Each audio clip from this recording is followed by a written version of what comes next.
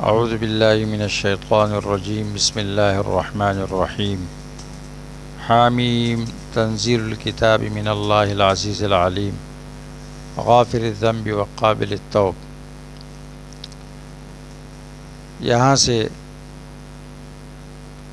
قرآن کریم کی ربع رابع کا تیسرا باب ہے حوامیم کا۔ اس میں 7 حوامیم ہیں۔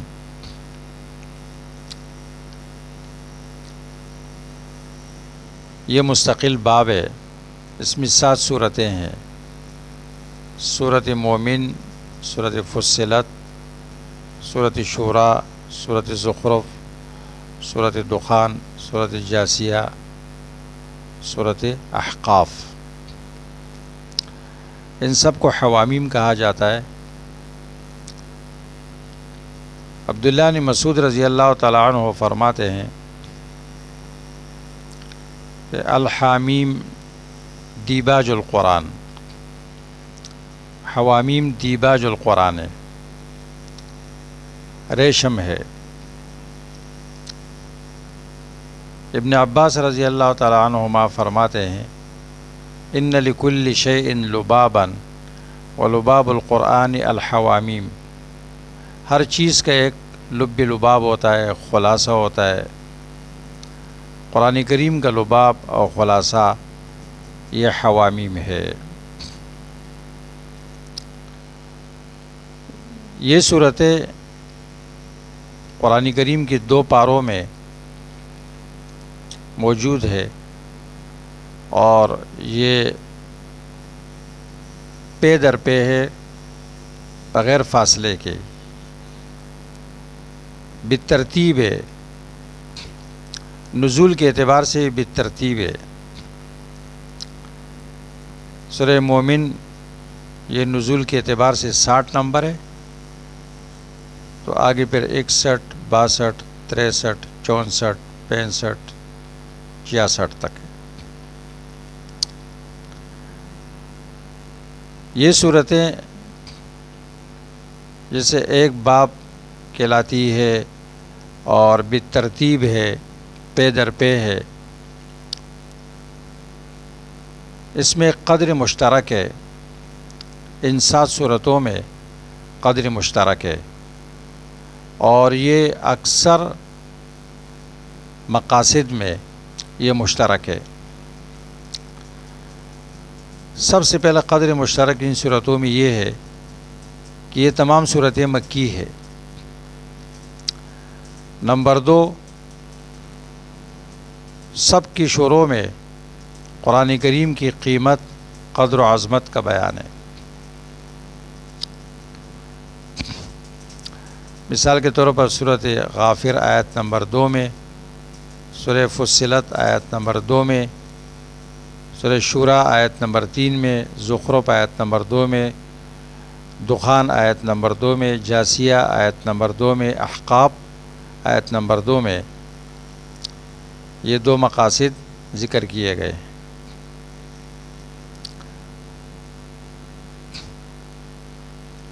نمبر 3،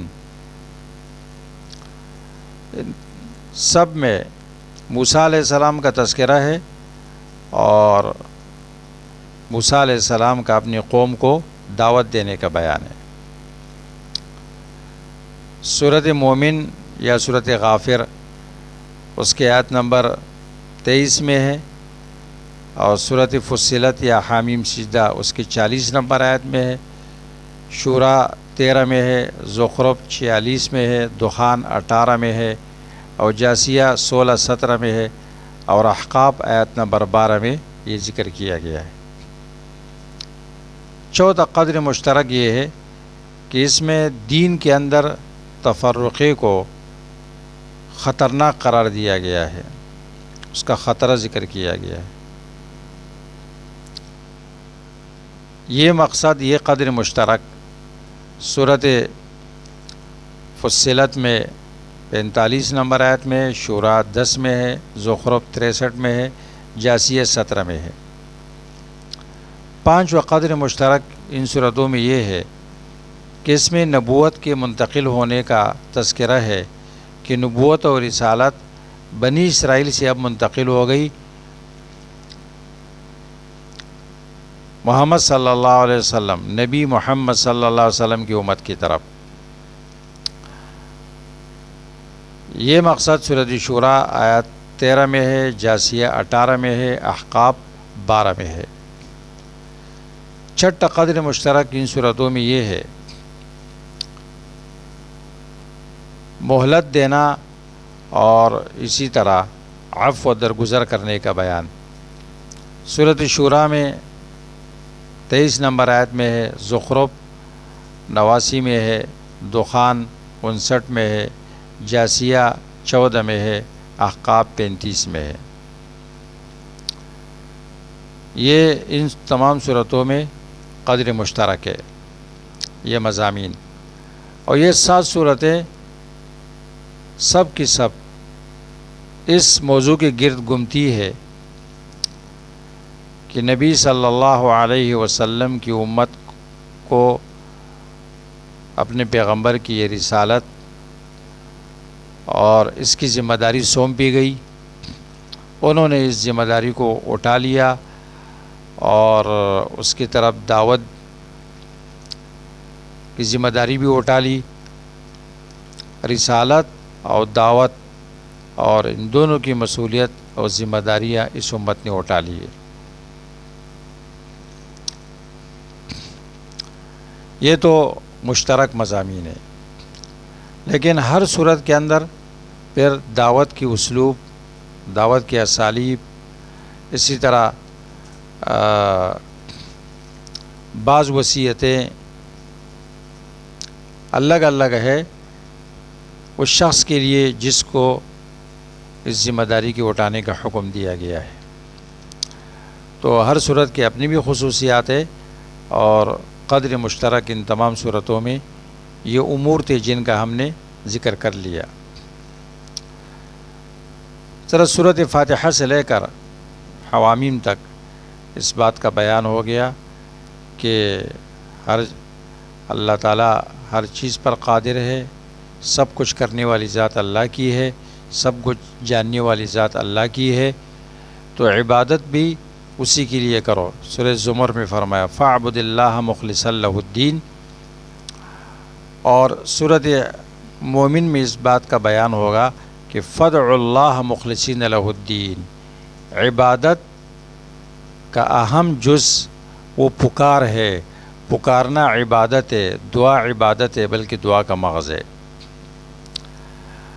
اب اس میں سے جو سب سے پہلی صورت ہے ہم اس کو ذکر کرتے ہیں۔ سورۃ مومن مکی صورت ہے، سورۃ زمر کے بعد یہ نازل ہوئی ہے۔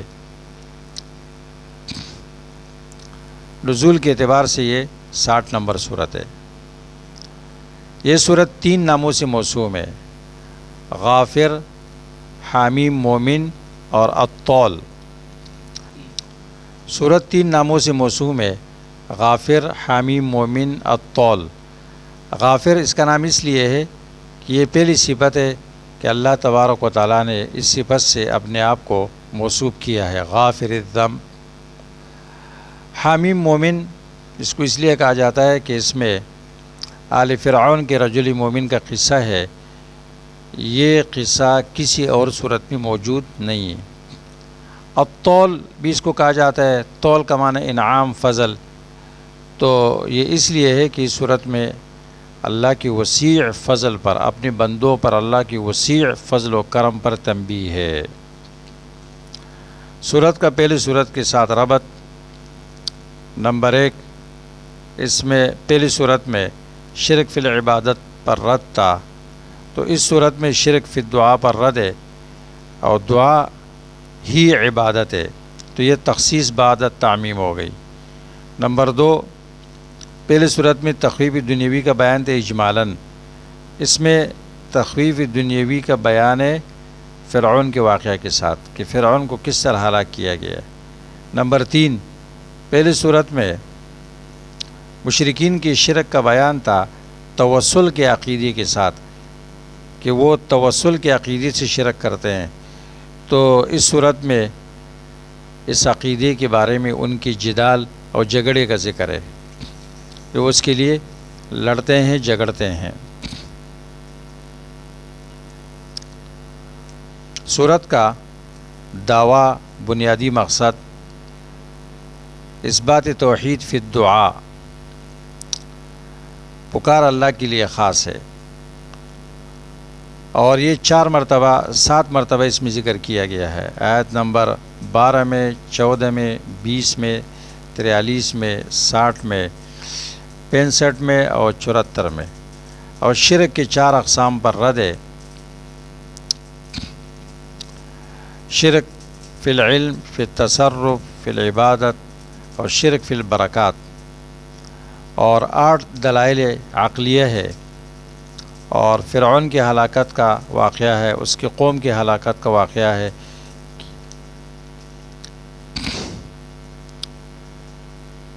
رجل مومن کا قصہ ہے اس میں، تو مسئلہ توحید کو بیان کرنے کے لیے، اس کی طرف دعوت کا راستہ اور طریقہ بتانے کے لیے رجل مومن کی کہانی ذکر کی گئی ہے، اور فرعون کے ساتھ جو ان کی باتیں ہو گئی، کس انداز سے اس نے دعوت دی، اس کو نمونے کے طور پر پیش کیا گیا ہے۔ اس صورت کی خصوصیات، امتیازات: نمبر 1، اس صورت میں کثرت سے اللہ تعالیٰ کی صفات ذکر کیے گئے ہیں۔ نمبر 2، اس میں رجل مومن کے مکالمے کا ذکر ہے فرعون کے ساتھ۔ نمبر 4، اس میں عذاب قبر کا ذکر ہے، النار یعرضون علیہا غدوا وعشیا۔ نمبر 5، اس میں جہنمیوں کے جھگڑے کا ذکر ہے۔ نمبر 6، اس میں فرشتوں کی دعا، مقرب فرشتوں کی دعا اہل ایمان کے لیے کہ وہ دعا مانگتے ہیں۔ اور نمبر 7، جہنمی اعتراف کریں گے 2 مرتبہ مرنے کی اور 2 مرتبہ زندہ ہونے کی، امت تنسنتین و احیی تنسنتین۔ نمبر 8، منکرین دنیاوی علوم سے خوش ہوتے ہیں، اس وجہ سے پیغمبروں کے ساتھ اختلاف کرتے ہیں۔